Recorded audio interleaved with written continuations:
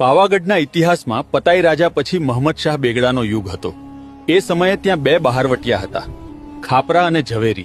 આ બંને મિત્રો મહાકાળી માના પરમ ભક્ત હતા। તેઓ ધનવાનોને લૂંટતા હતા, પરંતુ લૂંટનો અમુક ભાગ દેવીને અર્પણ કરવામાં આવતો હતો અને ગરીબોમાં વહેંચવામાં આવતો હતો। એક દિવસ એમણે બેગડાના સુરક્ષિત રાજમહેલમાં ચોરી કરવાનો વિચાર કર્યો। માં કાળિકા પાસે જઈને આજ્ઞા માંગી ને માએ રક્ષાનું વચન આપ્યું। રાતના અંધારામાં મહેલમાં ઘૂસી 4 કિંમતી રત્નોમાંથી એમણે 3 લીધા અને એક ત્યાં જ મૂકી દીધું, જેથી રાજાને પડકાર લાગે। સવારે રાજાએ જોયું તો હેરાન થઈ ગયો। પાવાગઢમાં આવી હિંમત કોણ કરે? વજીરે કહ્યું, આ ખાપરા ઝવેરી સિવાય કોઈનું કામ નથી।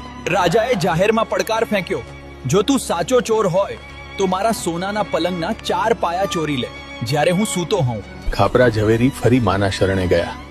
મહાકાલી માં બોલ્યા, જાઓ બેટા, બેગડાના હાથમાં તમને નહીં આવવા દઉં, હું તમારી સાથે છું। બંને ચોરોએ રાજા સૂતો હતો ત્યારે જ સિફતથી સોનાના પાયા કાઢી લીધા અને તેની જગ્યાએ લાકડાના ટેકા મૂકી દીધા। સવારે રાજા ઉઠ્યો અને જોયું તો સોનાના પાયા ગાયબ, તેની જગ્યાએ લાકડા હતા।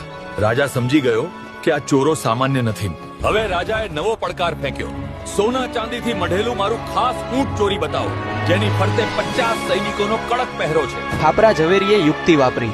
તેઓ રોજ એ ઊંટને દૂરથી રોટલા ખવડાવવા લાગ્યા। ધીરે ધીરે ઊંટને એમના હાથના રોટલાની લત લાગી ગઈ। એક રાત્રે સૈનિકો સૂતા હતા ત્યારે રોટલાની સુગંધથી ઊંટ પોતે જ ખાપરા ઝવેરીના ઘરે પહોંચી ગયું અને એમણે ભોયરામાં છુપાવી દીધું। રાજા બેગડાએ અંતે હાર માની લીધી।